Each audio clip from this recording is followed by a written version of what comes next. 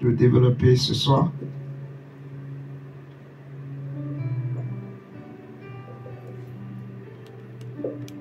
J'ai écrit l'intercession pour le salut des âmes. Lorsqu'on commence par s'approcher de Dieu, par chercher Dieu, on découvre le grand amour de Dieu.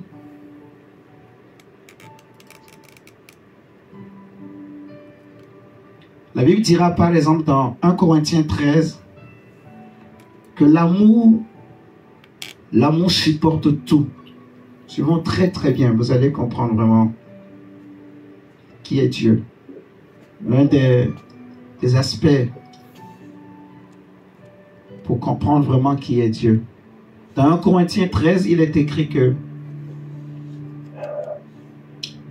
si j'ai le don de prophétiser, le don de tous les mystères, le don de déplacer des montagnes, si j'ai la foi qui peut déplacer des montagnes, mais si je n'ai pas l'amour, je ne suis rien. Amen, amen. Si, prenons 1 Corinthiens 13. Ça va être plus simple de le lire et nous allons comprendre le cœur de Dieu et nous allons comprendre certaines choses par la grâce du Saint-Esprit. Donc dans 1 Corinthiens 13 verset 1, il est écrit: en effet, si je parlais les langues des hommes et même celles des anges, mais sans avoir l'amour, je ne serais rien de plus qu'une trompette claironnante ou une cymbale bruyante. Si j'avais des prophéties, si je connaissais tous les secrets et si je possédais toute la connaissance, si j'avais même dans toute sa plénitude la foi jusqu'à transporter les montagnes, sans l'amour, je ne serais rien. Si même je sacrifiais tous mes biens et jusqu'à ma vie pour aider les autres, au point de pouvoir m'en vanter, sans l'amour, cela ne me servirait de rien. L'amour est patient. Il est plein de bonté. L'amour. Il n'est pas envieux. Il ne cherche pas à se faire valoir. Il ne s'enfle pas d'orgueil. Il ne fait rien d'inconvenant. Il ne cherche pas son propre intérêt. Il ne s'aigrit pas contre les autres. Il ne trame pas le mal. L'injustice l'attriste, la vérité le réjouit. En toute occasion, il pardonne. Donc l'amour. Il fait confiance, il espère, il persévère. Vous voyez? Donc, l'amour supporte tout. Quelqu'un peut faire beaucoup de bien, mais sans avoir l'amour. Quelqu'un peut être intelligent sans avoir l'amour. Quelqu'un peut avoir même les dons du Saint-Esprit sans avoir l'amour. Je dirais autrement que quelqu'un peut manifester un don même. Un don très particulier, très puissant, mais sans avoir l'amour. Quelqu'un peut prier, les malades sont guéris, mais sans avoir l'amour. En parlant de l'amour, en faisant l'éloge de l'amour, Paul va dire que l'amour est patient. L'amour supporte tout. L'amour ne cherche pas son propre intérêt. Vous voyez? Donc, c'est comme ça que le même prophète Samuel, qui avait prié pour Saül, pour le moindre roi. Saül était le roi que Dieu a donné à Israël, mais on connaît par la suite que c'était selon le cœur du peuple. C'était le roi que le peuple voulait, que Dieu leur a donné. Un roi beau, un roi élégant, le plus beau de tout le peuple, de tout le pays. Un roi qui parle bien. C'était le roi que le peuple voulait, que Dieu leur a donné. Mais c'est le même Dieu qui avait dit à Samuel que les jours qui vont venir, je t'enverrai quelqu'un et que tu vas le oindre pour moi comme roi sur mon peuple Israël. Mais lorsqu'il était question de David, quand plutôt Samuel a vu le frère de David était comme Saül. Il avait la même apparence, la même taille, les mêmes critères en quelque sorte. Je dirais même que c'est Dieu qui avait dit à Samuel que c'est lui. Mais à cause de l'amour, Dieu va encore lui dire, non, c'est pas lui, je l'ai rejeté. L'homme regarde à l'apparence, mais Dieu, je regarde au cœur. Vous allez bien comprendre. Si je prends encore l'exemple de Balaam. Balaam à qui Balak a envoyé des émissaires pour lui demander de venir maudire Israël. C'est Dieu qui a parlé à Balak, premièrement, pour lui dire, ne va pas. Mais quand Balak a insisté, quand Balaam plutôt a insisté, parce que Balak lui a fait miroiter l'argent, alors Balaam est reparti encore prier Dieu, insister.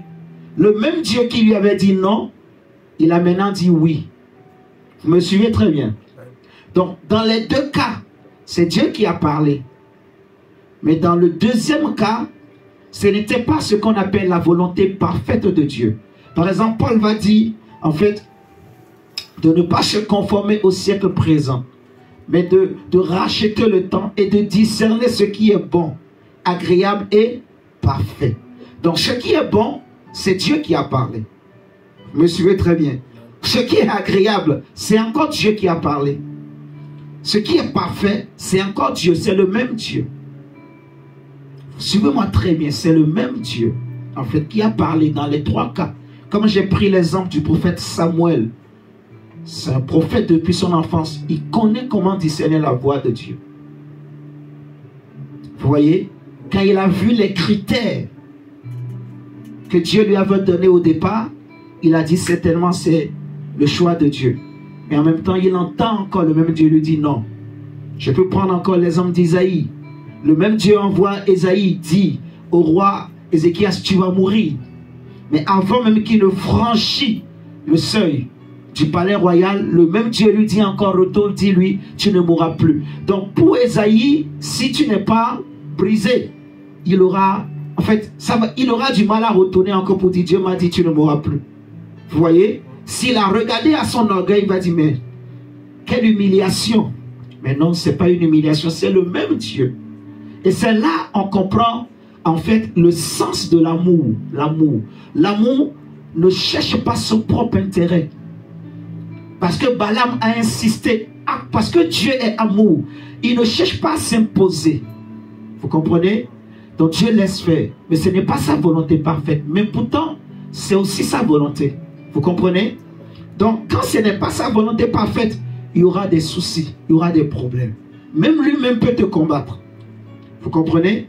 Mais quand c'est la volonté parfaite de Dieu, tout va marcher. Tout roule.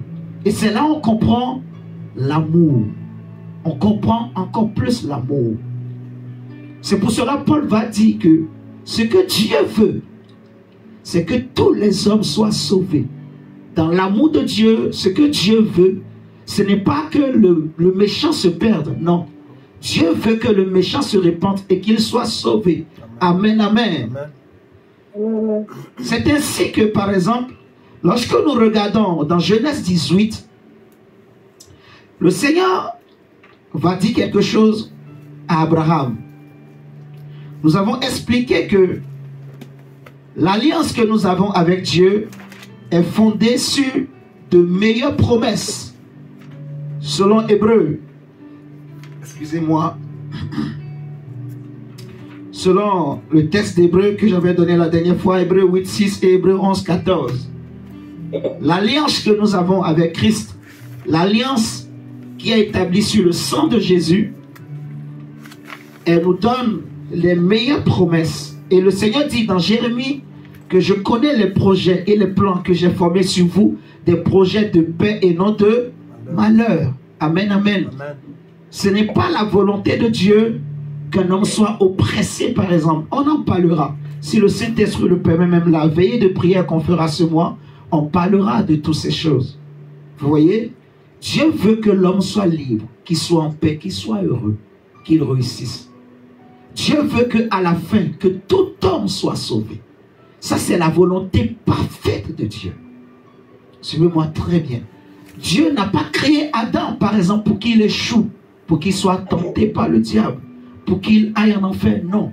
Tu as créé Adam pour que Adam domine, pour que Adam soit comme lui, pour que Adam devienne héritier de toutes choses. Amen, amen. Amen.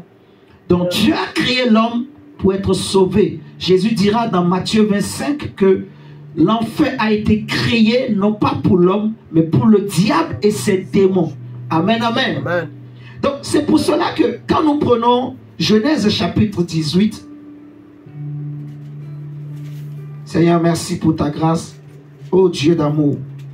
Dans Genèse chapitre 18, à partir du verset 23, la Bible nous dira que il s'approcha et dit, lisons à partir du verset 20. C'est Dieu lui-même qui va faire connaître à Abraham son cœur. Abraham était devenu ce que Dieu lui-même appelle l'ami de Dieu. L'apôtre Jacques va nous dire que Abraham était appelé l'ami de Dieu. Amen, amen.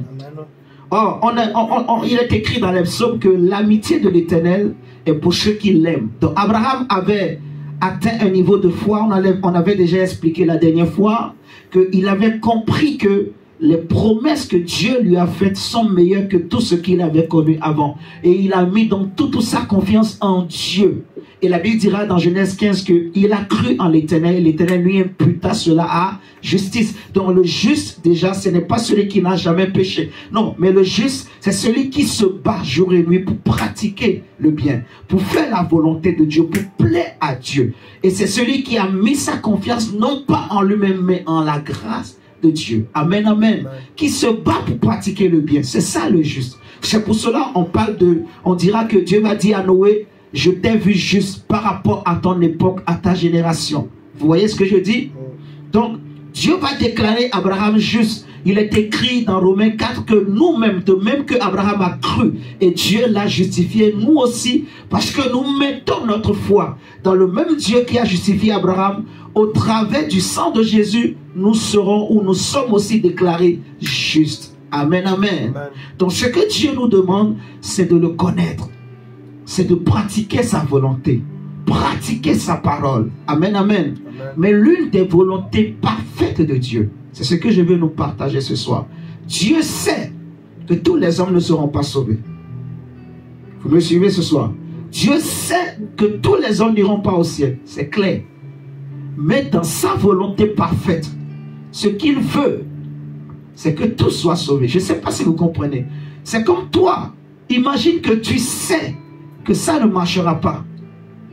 Mais tu le fais quand même. Est-ce que tu vas faire ça? Non. Vous voyez ce que je veux dire? Si tu sais que cette affaire ne marchera pas, tu ne feras pas.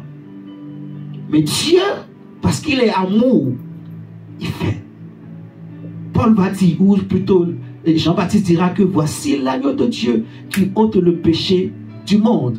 Et Jésus lui-même dira que car Dieu a tant aimé le monde, il n'a pas dit une classe d'hommes ou une classe d'individus, le monde, afin que quiconque croit ne périsse point, mais qu'il ait la vie, qu'il soit sauvé.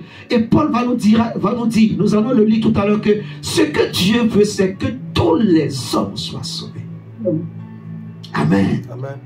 Dieu veut que tout homme soit sauvé, que le méchant soit sauvé, que le faible soit sauvé, que le fort soit sauvé, que le blanc et le noir, bien que en Dieu il n'y a ni blanc ni noir, mais aux yeux du monde, que ceux qu'on appelle noirs, qu'on appelle blancs, qu'on appelle rouges, tout ça soit sauvé.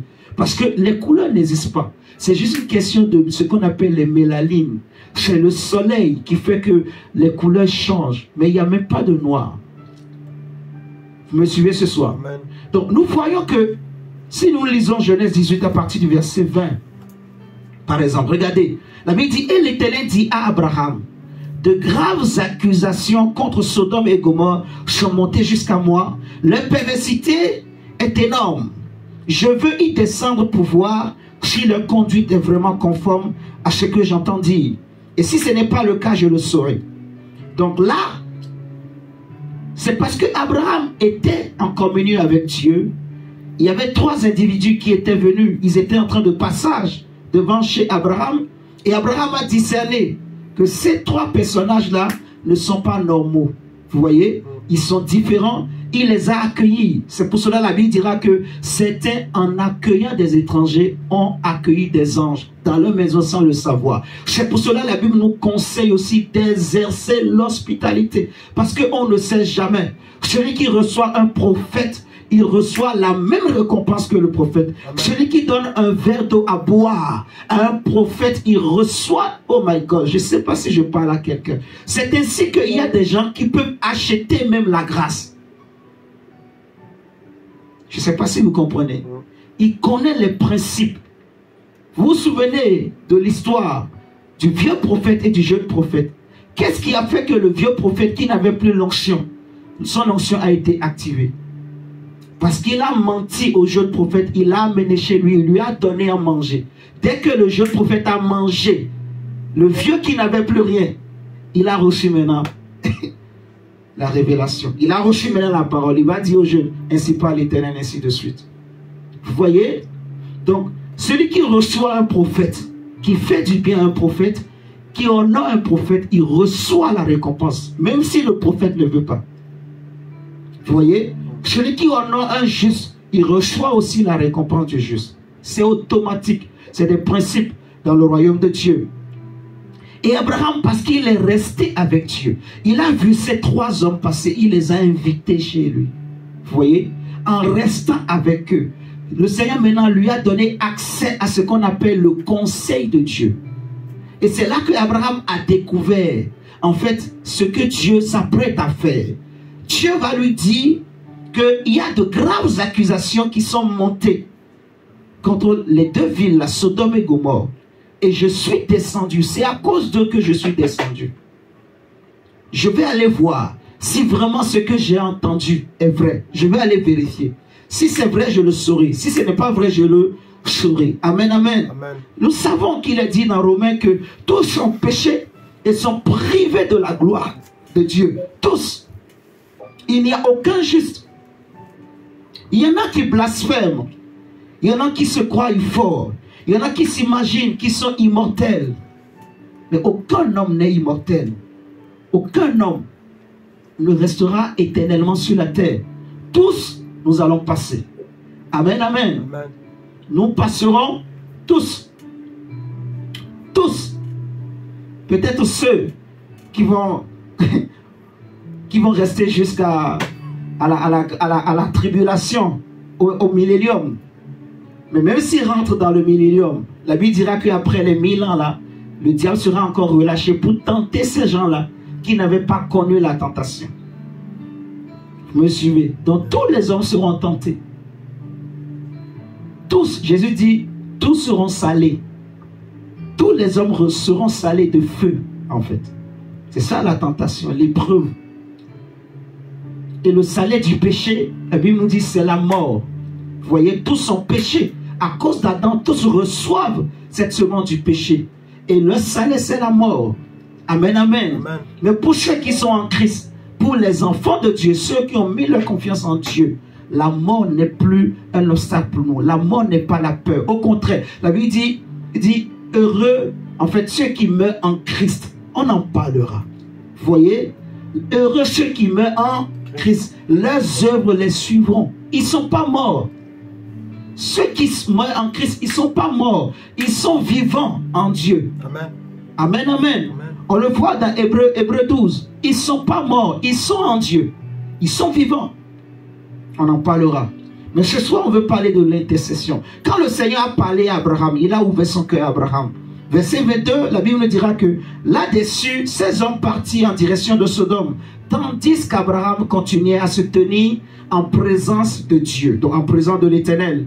Il s'approcha et dit, vas-tu vraiment faire périr le juste avec le coupable? Peut-être y a-t-il 50 justes dans la ville. Vas-tu aussi les faire périr? Ne pardonneras-tu pas à la ville à cause de ces 50 justes qui sont au milieu d'elle? Tu ne peux pas faire cela. Tu ne peux pas traiter de la même manière le juste et le coupable et faire mourir le juste avec le méchant. Toi qui juges la terre entière, n'agirais-tu pas selon le droit? L'Éternel lui répondit, si je trouve à Sodome 50 justes, je pardonnerai à toute la ville à cause d'eux. Amen, amen. Je vais sauter. Vous pouvez licher vous jusqu'au verset 33. Mais je vais sauter jusqu'au verset 32. Pour essayer d'aller un peu vite. Je saute, je vais jusqu'au verset 32. Donc là, on voit qu'Abraham a commencé par intercéder. Dieu lui a dit, je vais aller détruire Sodome et Gomorrhe. Abraham n'a pas dit, bien qu'il savait que ce sont des méchants, il n'a pas dit c'est bien fait pour eux. Amen. Abraham n'a pas dit c'est bien fait pour eux, non. Il a commencé par intercéder. Et ce qui m'a impressionné, ce qui m'a touché, interpellé, et où je vais attirer notre attention ce soir, c'est que vous allez voir, Abraham a d'abord commencé par 50. Il a demandé à Dieu, est-ce que si tu trouves 50 justes dans la ville, est-ce que tu détruirais la ville?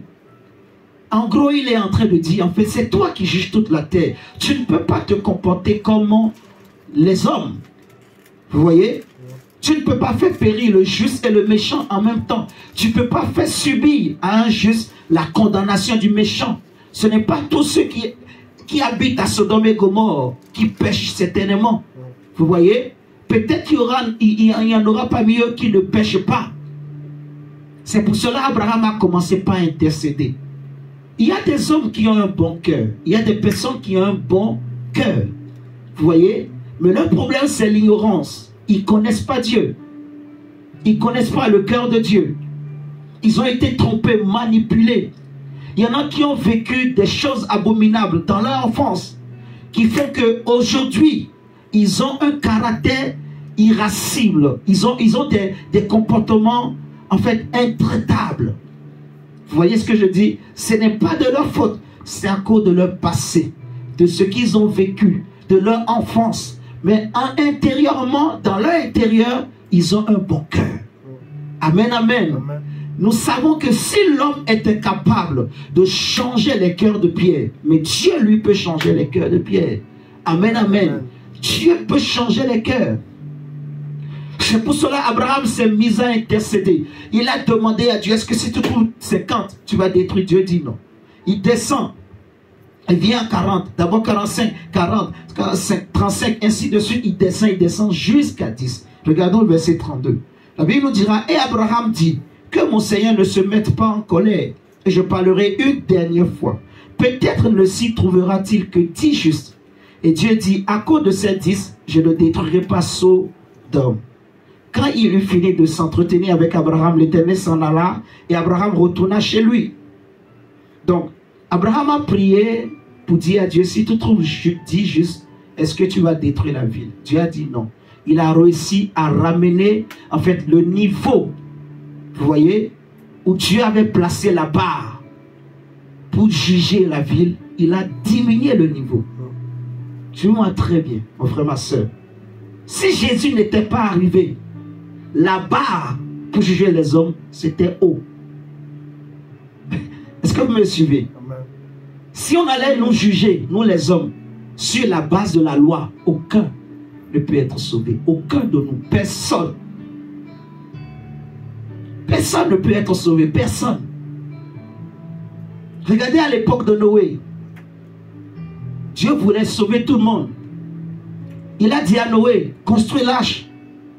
Prêche la bonne nouvelle. La Bible appelle Noé le prédicateur de la justice. Noé a commencé par parler à ses beaux-fils, à ses amis, à ses parents, à son entourage. Les gens se sont moqués de Noé. Donc si Noé a parlé, c'est parce que Dieu lui a dit parle. Et c'est parce que Dieu voulait sauver le maximum. Mais c'est les hommes qui ont endurci leur cœur, qui ont refusé. Vous voyez ce que je dis? Dans la volonté parfaite de Dieu, il veut que tous ces hommes-là se répandent. Qu'ils abandonnent le mal, qu'ils abandonnent la méchanceté, qu'ils reviennent à de bons sens. Et il va les épargner.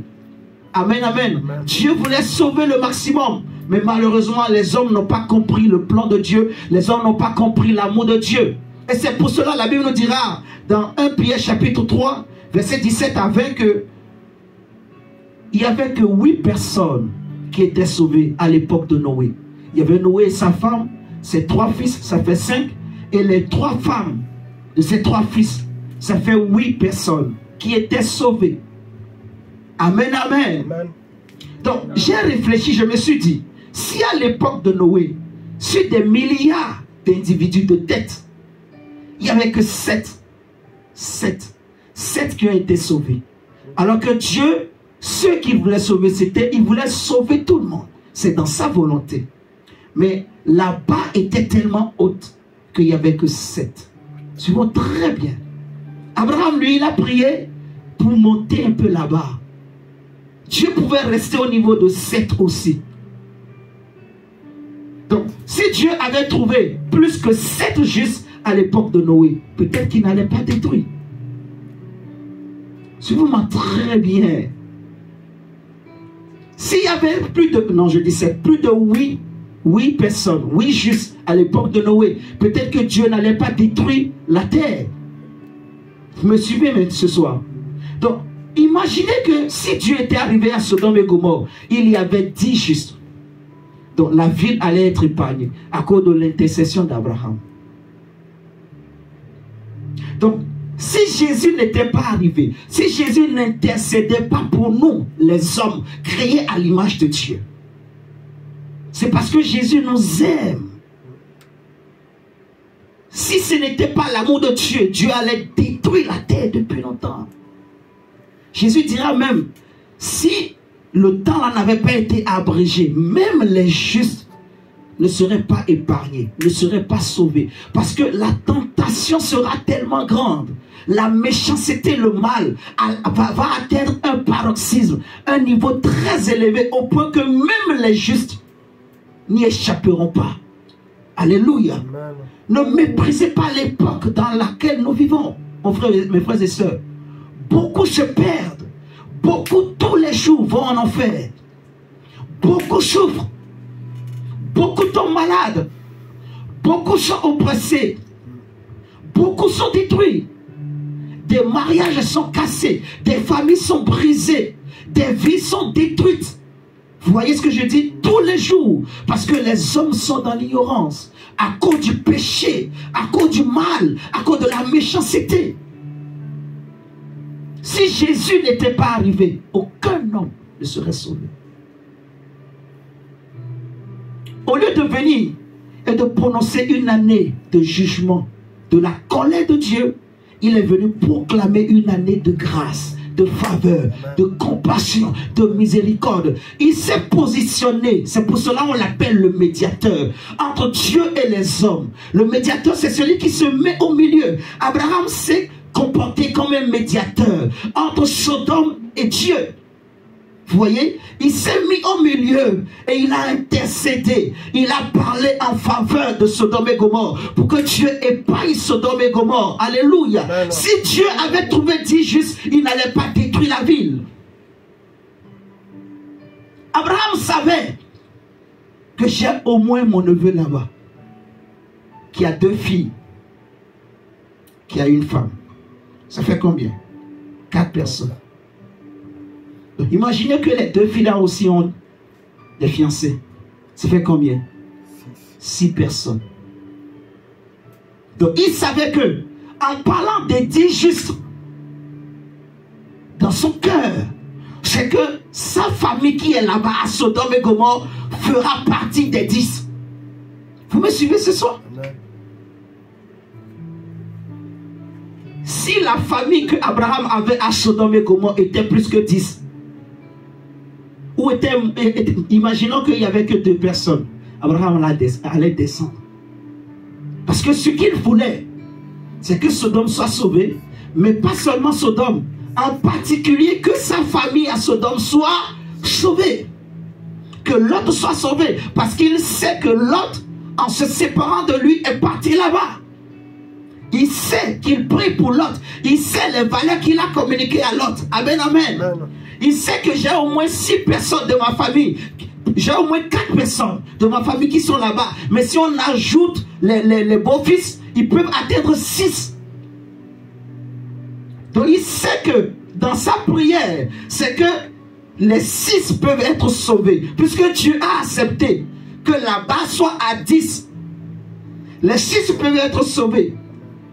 Et c'est à cause de l'intercession d'Abraham que quand les anges sont arrivés là-bas, ils ont trouvé Lot qui était là, dehors. La même chose que Abraham a fait, Lot aussi a fait. Ça veut dire qu'ils avaient la même semence. La Bible, en parlant de Lot, va dire que ce juste qui était tourmenté, Lot aussi était appelé injuste.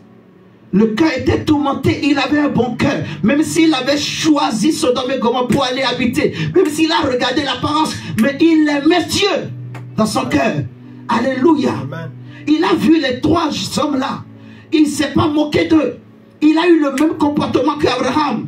Il les a pressés de venir chez lui. Il leur a fait à manger.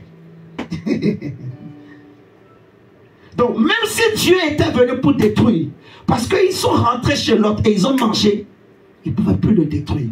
Remarquez, quand ils ont mangé chez Lot, c'est là maintenant ils vont dire à Lot, nous sommes venus en fait pour détruire cette ville. Vous me suivez très bien. Nous sommes venus en fait pour Nous sommes venus pour détruire la ville. Alors, qui est-ce que tu as dans cette ville? Dépêche-toi. Rassemble-les vite et sortez, parce que la colère de Dieu contre la ville est très grande. C'est là l'autre va commencer dans la panique, se précipiter. Lui aussi il court, il va dire à ses beaux-fils, je vous aime, Dieu veut détruire la ville. Ils vont se moquer de lui, ils vont l'insulter. Mais Dieu voulait les sauver. Abraham a prié pour eux. Amen, amen. Abraham a prié, Dieu voulait sauver comment on appelle, les beaux-fils de Lot. Mais c'est eux-mêmes qui n'ont pas voulu. Ils ont méprisé Lot. Ils ont regardé ce que Lot leur a dit, comme le langage d'un papa, d'un vieillard, qui est en train de délirer, de perdre la raison. Il ne sait pas ce qu'il dit. Si Lot n'avait pas d'autorité sur ses enfants, est-ce que ses filles allaient le suivre? Regardez même la femme de Lot. Ils sont sortis. D'ailleurs même, c'est l'ange qui va prendre Lot. Parce que Lot traînait. J'imagine, peut-être, il voulait sauver ses beaux-fils. Mais l'ange va lui dire, sors, il va le précipiter, le presser, il prend lui et sa femme, ses enfants, il les fait sortir. Il leur dit, sauve-toi, toi-même. Sauve-toi, toi-même. Ils ont commencé par courir. Mais à un moment donné, la femme de Lot a regardé en arrière. Et c'est là qu'elle a été transformée en statue de sel. L'ange leur avait bien dit, ne regarde ni à gauche, ne regarde pas en arrière, fonce. Donc ne retourne pas dans les choses que tu as vomi, oublie, fonce. Mais parce qu'elle a regardé en arrière, elle a été transformée en statue de sel. Mais est-ce que Dieu ne voulait pas sauver cette femme? Oui. Dans la volonté parfaite de Dieu, Dieu voulait sauver la femme de Lot. Dieu l'a même sortie de Sodome et Gomorrhe. Dieu pouvait même l'empêcher de se retourner. Est-ce que Dieu n'avait pas le pouvoir? Dieu avait le pouvoir de bloquer sa tête pour qu'elle ne tourne pas. Mais dans la volonté permissive de Dieu, il le laisse. Il la laisse. Elle s'est retournée, elle a été transformée en statue de sel. Vous voyez? Donc ce que Dieu veut, c'est que tous les hommes soient sauvés. Regardez avec moi 1 Timothée chapitre 2, versets 1 à 10.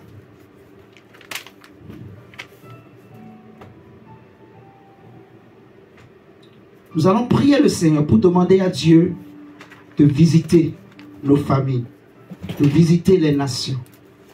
Que Dieu visite la France. Que Dieu visite le Congo. Que Dieu visite nos familles, nos frères et sœurs. Que Dieu pardonne, que Dieu ait compassion. Regardons 1 Timothée chapitre 2.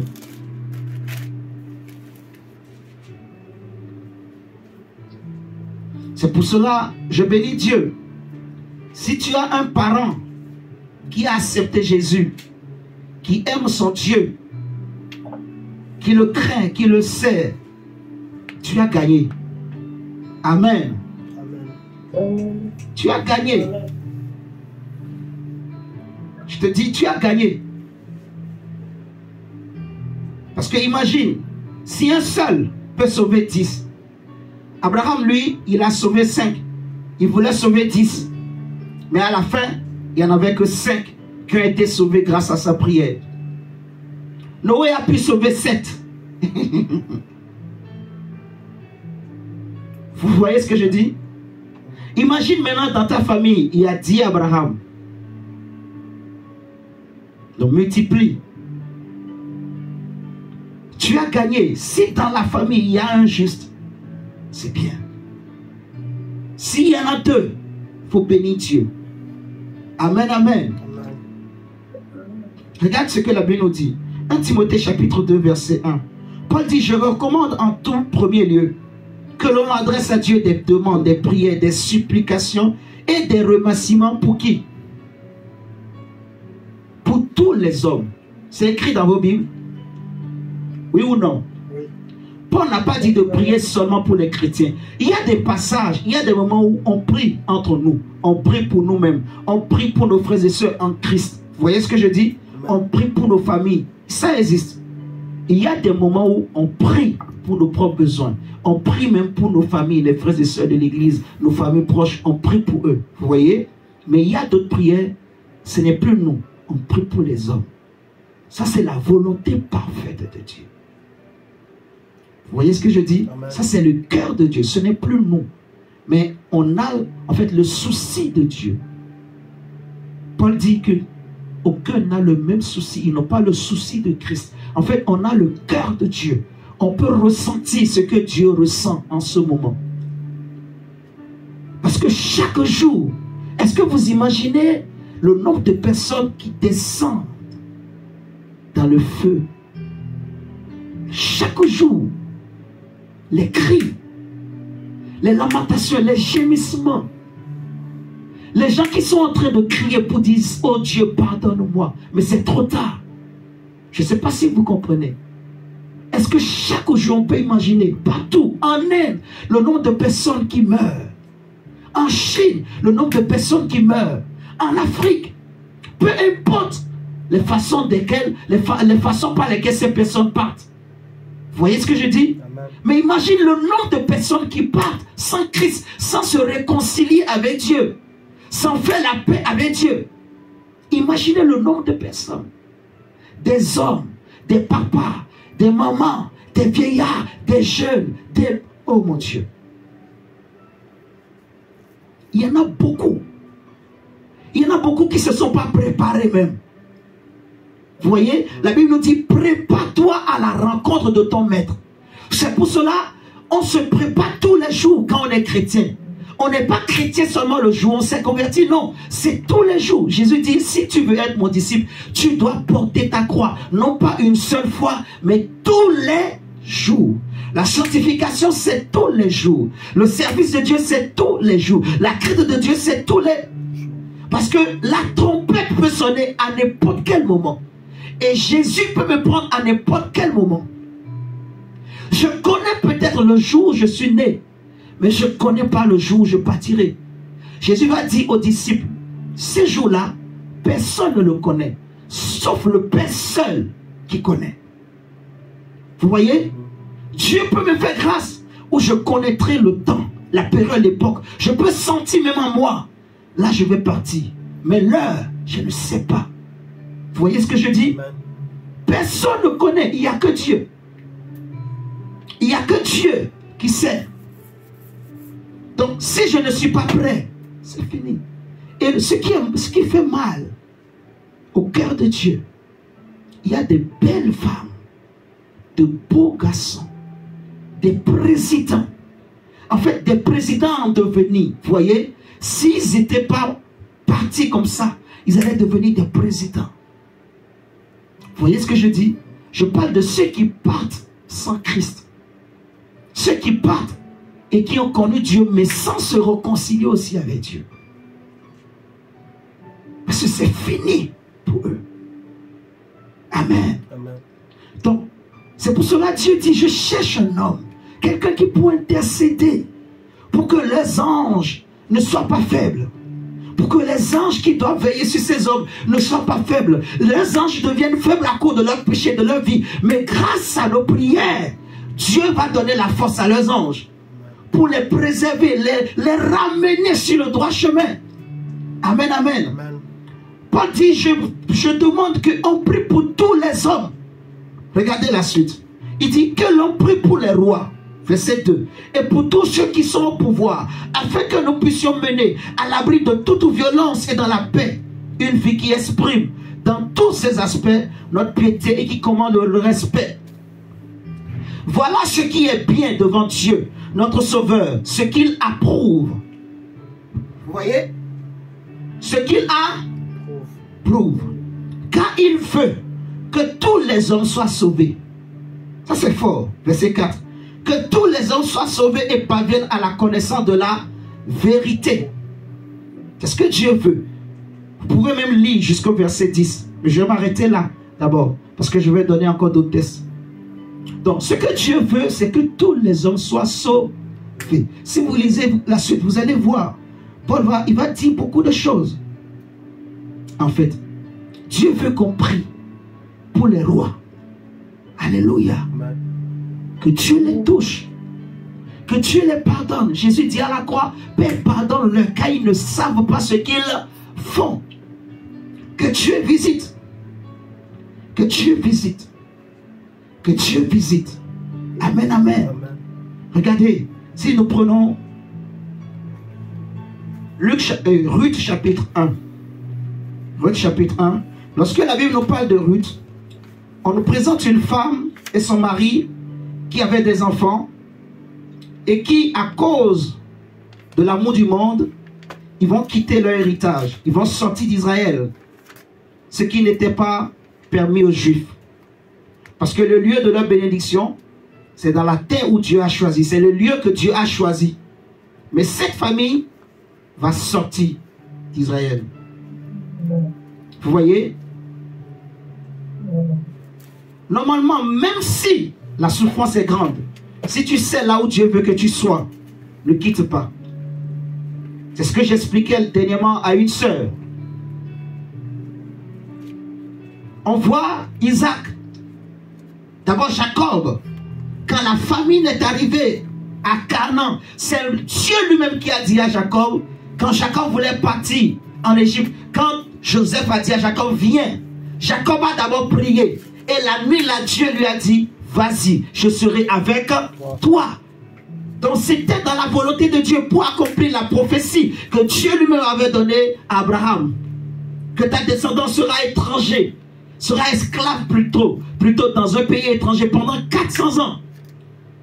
Donc quand Jacob était arrivé en Égypte, ils ont vécu au moins 30 ans avec Joseph. Mais après la mort de Joseph, le peuple a commencé par souffrir pendant 400 ans. C'est pour cela qu'on dit que Israël a fait 430 ans en Égypte. Vous voyez? Ça n'a rien à voir avec la prophétie dit qu'Israël fera 400 ans d'esclavage. Donc ils ont réellement fait 400 ans d'esclavage. Mais les 30 ans là, c'est la période qu'ils ont passée pendant que Joseph était en vie.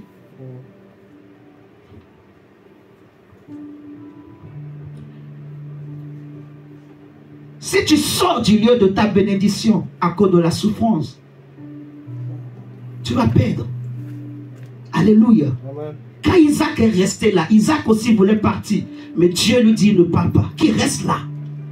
Je te bénirai. Il est resté. Là où d'autres ont semé et ils n'ont rien récolté. Lui, il a planté, il a récolté au centuple. Alléluia. Amen. Parce que Dieu, c'est le lieu de sa bénédiction. C'est la terre qu'il a promise à ses ancêtres. Regardez Ruth et son mari, parce qu'il y avait un peu de souffrance en Israël. Ils ont quitté leur héritage pour fuir, pour aller dans un lieu qui est maudit, dans un pays qui est maudit. Et c'est là que nous voyons que d'abord, l'homme va mourir, premièrement. Ensuite, ses deux fils aussi vont mourir. C'est là maintenant, Ruth va commencer par dire, quel malheur. Ne m'appelez plus Ruth. Appelez-moi Mara. Parce que Dieu m'a frappé. Dieu s'est tourné contre moi. Et ce n'est pas Dieu, c'est elle-même. Vous voyez ce que je dis? La Bible nous dira que quand elle était là-bas, j'arrive pas à trouver. Bon, je vous donne seulement le texte. Ruth chapitre 1, verset 1 à 6. Notez-le, vous allez lire chez vous. J'aimerais pas trop traîner. Donc, notez ça, Ruth chapitre 1, verset 1 à 6.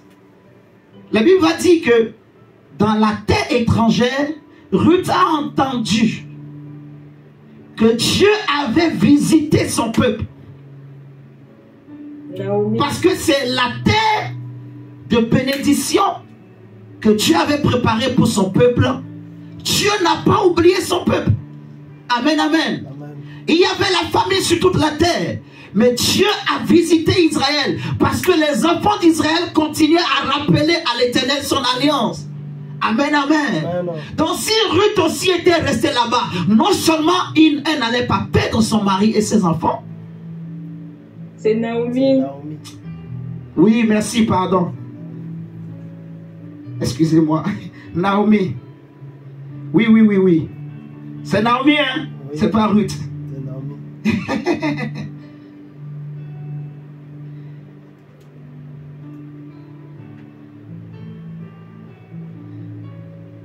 Oui, c'est Naomi. C'est Naomi. Mais le livre, c'est Ruth. Ouais. Ok? C'est Ruth chapitre 1, verset 1 à 6. Et c'est la belle-fille qui s'appelle Ruth, c'est ça? Hein? Ouais. C'est la belle-fille là qui s'appelle Ruth. C'est ça, hein, je crois. Hein? Oui, c'est ça. Oui. Amen, amen. Donc, vous voyez, Naomi, en fait, c'est parce qu'elle a quitté le lieu où Dieu lui avait placé. Vous voyez? Par l'intercession. Si tu restes là où Dieu veut que tu restes, tu seras béni. Ta famille sera bénie. Ta famille sera sauvée. Amen, amen. Si ta famille est là où Dieu veut qu'elle soit, elle sera sauvée. C'est pour cela qu'il est important de prier pour les hommes. Priez aussi pour nos familles. Que Dieu les ramène. Que Dieu visite. Amen. Par l'intercession, les anges retrouvent la force. Les anges que Dieu a déployés sur les nations retrouvent la force. Par la prière des saints, en fait. Regardez. Regardez avec moi.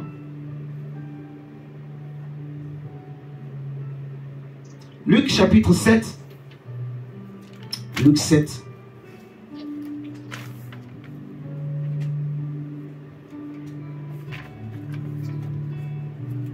Luc chapitre 7. Luc chapitre 7, verset 11 à 16. C'est l'histoire de Zachée. Le Seigneur va dire,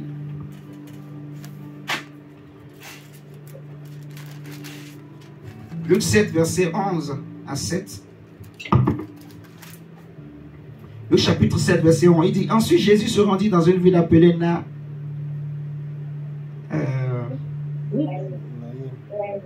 Naïm. Ses disciples et une grande foule. Non, ce n'est pas Zachée. Attendez. Ça, c'est la femme qui avait son fils qui est mort. Ses disciples et une grande foule l'accompagnaient. Comme il arrivait à la porte de la ville, il rencontra un convoi funèbre. On enterrait le fils unique d'une veuve. Beaucoup d'habitants de la ville suivaient le cortège.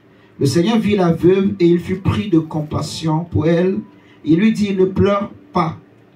Puis il s'approcha de la civière et posa sa main sur elle. Les porteurs s'arrêtaient.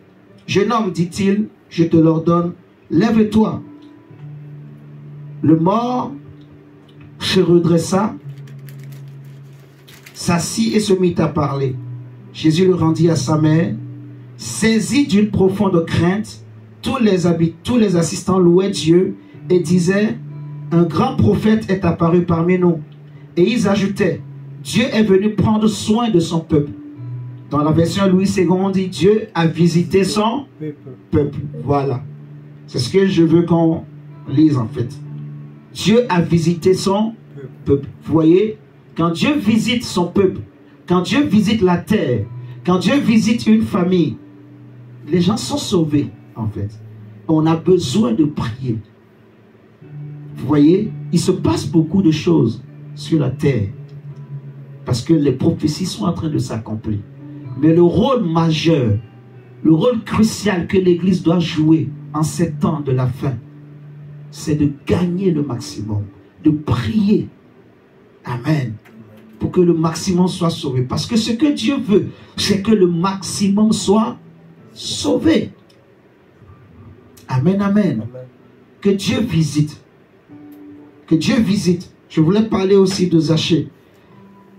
Je crois que Zachée, c'est Luc 19. On va lire ça et on va prier. Luc 19. On va peut-être pas tout lire. Vous allez juste noter le verset 1 à 10. Luc chapitre 19, verset 1 à 10. On nous dit que Jésus entra dans la ville de Jéricho et la traversa. Oh, il y avait là un nommé Zachée. Il était chef des collecteurs d'impôts et riche. Il cherchait à voir qui était Jésus, mais il ne le pouvait pas à cause de la foule, car il était petit. Alors il courut en avant et grimpa sur un sycomore pour voir Jésus qui devait passer par là. Lorsque Jésus fut parvenu à cet endroit, il leva les yeux et l'interpella. Vous voyez l'amour de Jésus. Zachée, dépêche-toi de descendre, car c'est chez toi que je dois aller loger aujourd'hui. Comme on a lu dans Luc 7, le Seigneur, par amour pour cette femme, a sauvé son enfant. Amen, amen. Dieu veut sauver nos familles. Dieu veut sauver. Amen, amen. Amen. Dieu veut sauver mon oncle, ma tante, mon cousin, ma cousine. Dieu veut sauver, même mon voisin. Dieu veut sauver. Amen. Amen. Nous allons développer ce cœur-là d'intercession. Prier pour les nations. Prier pour nos villes. Prier que Dieu sauve. Amen. Amen. Prier que Dieu visite nos familles. L'histoire de Zachée. Le Seigneur lui dit, descends, c'est chez toi que je vais loger aujourd'hui. Zachée se dépêcha de descendre, verset 6, et reçut Jésus avec joie. Quand les gens virent cela, il y eut un murmure d'indignation. Ils se disaient, voilà qui s'en va loger chez ce pécheur. Mais Zachée se présenta devant le Seigneur et lui dit, Seigneur, je donne la moitié de mes biens aux pauvres. Et si j'ai pris trop d'argent à quelqu'un, je lui rends 4 fois plus. Jésus lui dit alors, aujourd'hui, vous voyez, le salut est entré dans cette maison. Donc Dieu a visité la maison. Parce que cet homme est lui aussi un fils d'Abraham. Car le Fils de l'homme est venu chercher et sauver ce qui était perdu. Ça, c'est le rôle d'un pasteur, d'un berger. Donc, je vais m'arrêter là. Je ne vais pas donner encore d'autres versets. Nous allons prier le Seigneur pour demander à Dieu, Seigneur, pardonne nos familles. Les péchés que nos ancêtres ont commis, que nos parents, que nous-mêmes, nos cousins, nos neveux. Il est écrit dans Proverbe 28 que celui qui cache ses transgressions ne prospérera pas, mais celui qui les avoue obtient miséricorde. Donc nous allons dire à Dieu, Seigneur, nous ne voulons pas faire semblant, nous ne voulons pas cacher les choses. Nous connaissons nos familles, nous connaissons les choses qui se passent. Amen. Les hommes pêchent contre Dieu, le monde pêche contre Dieu.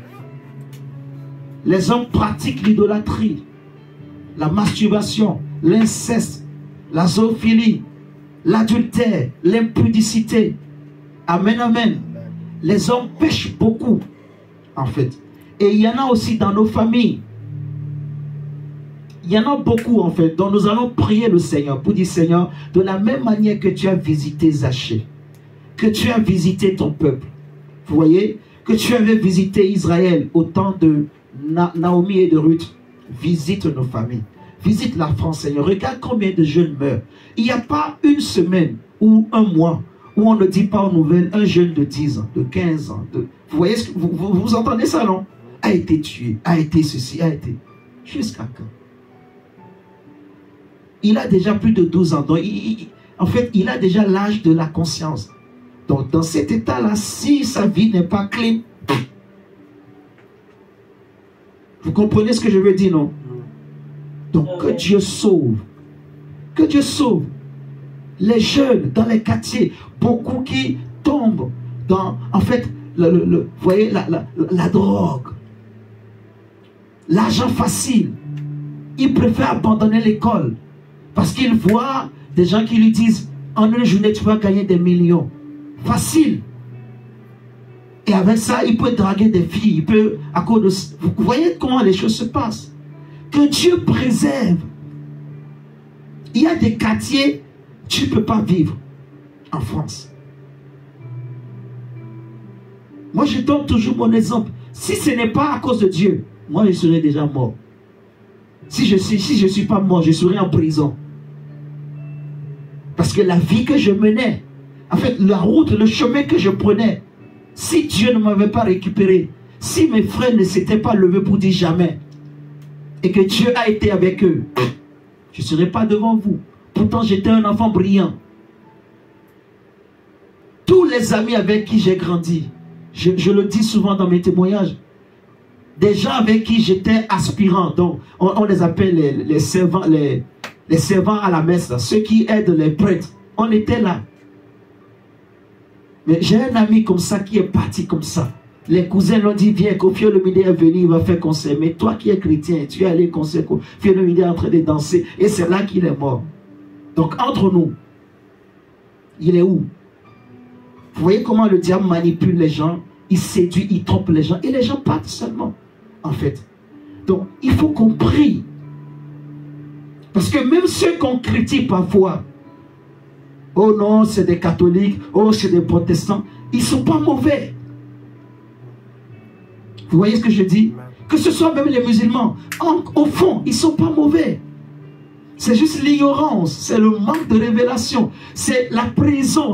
En fait, le diable, comme Paul le dit dans 2 Corinthiens 4, si l'évangile est voilé, il est voilé pour ceux qui périssent, ceux dont le Dieu de ce siècle a voilé. Donc il y a un voile qui doit tomber.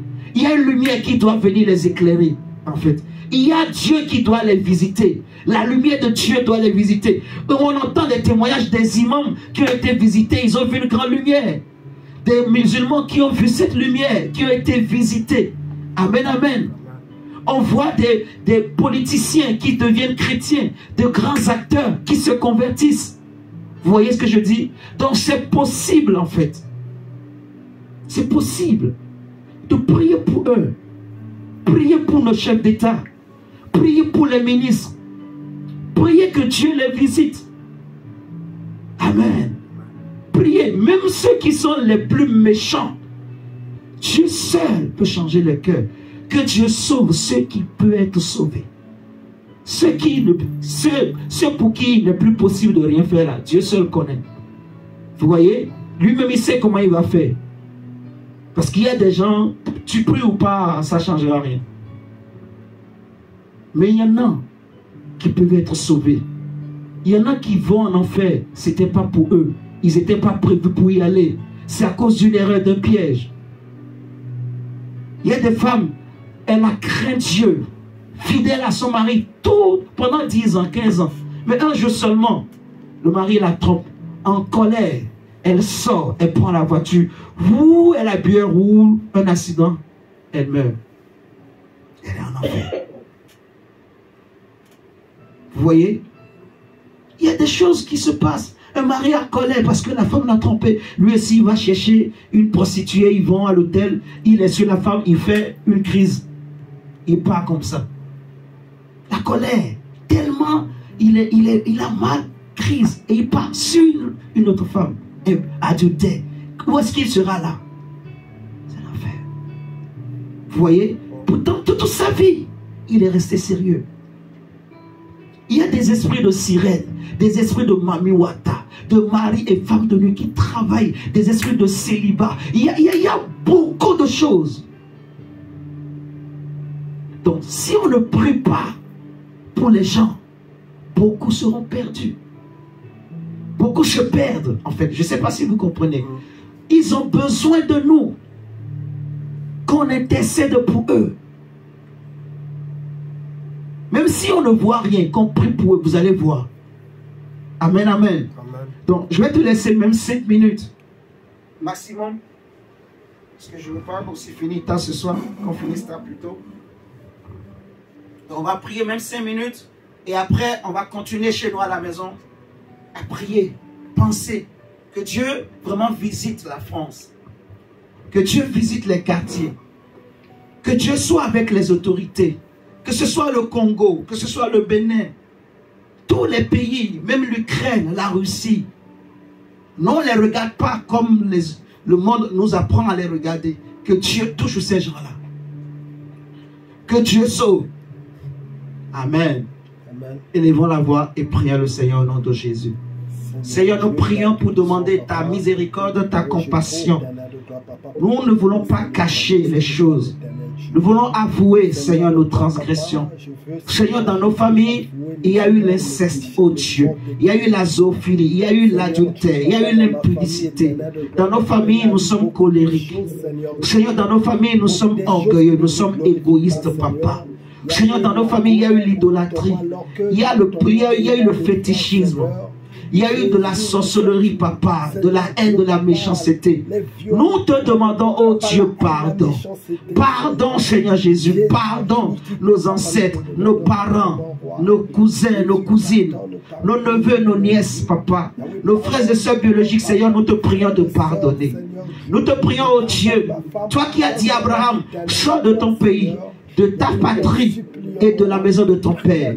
Nous te demandons pardon pour les péchés de nos pays, les péchés de nos patries, les péchés de nos familles, les péchés de la maison de nos pères. Pardonne-nous, Seigneur, oh Dieu. Pardonne-nous, Seigneur, nous te supplions. Pardonne les péchés de la France, Seigneur Jésus. Pardonne les péchés du Congo, du Bénin, oh Dieu, papa. Seigneur, regarde le nombre de personnes qui partent en enfer. Regarde, Seigneur, combien de jeunes se perdent. Regarde, Seigneur, combien d'avenirs, oh Dieu, sont détruits. Regarde, Seigneur, oh Dieu, combien de mariages sont brisés. Regarde, oh Dieu, combien, Seigneur, perdent, Seigneur Jésus, la vie. Regarde, oh Dieu, combien, Seigneur, combien, oh Dieu, Seigneur, nous te demandons miséricorde, oh Dieu, Père. Seigneur, nous te demandons miséricorde. Que, Seigneur, il y ait beaucoup de justes. Nous voulons, Seigneur, qu'il y ait encore des justes, papa. Nous voulons que tu suscites des justes dans nos familles. Nous voulons, Seigneur, que tu suscites des justes, Seigneur, dans cette nation. Nous voulons que Dieu, tu suscites des justes, oh Dieu. On peut couper l'enregistrement, mon Dieu.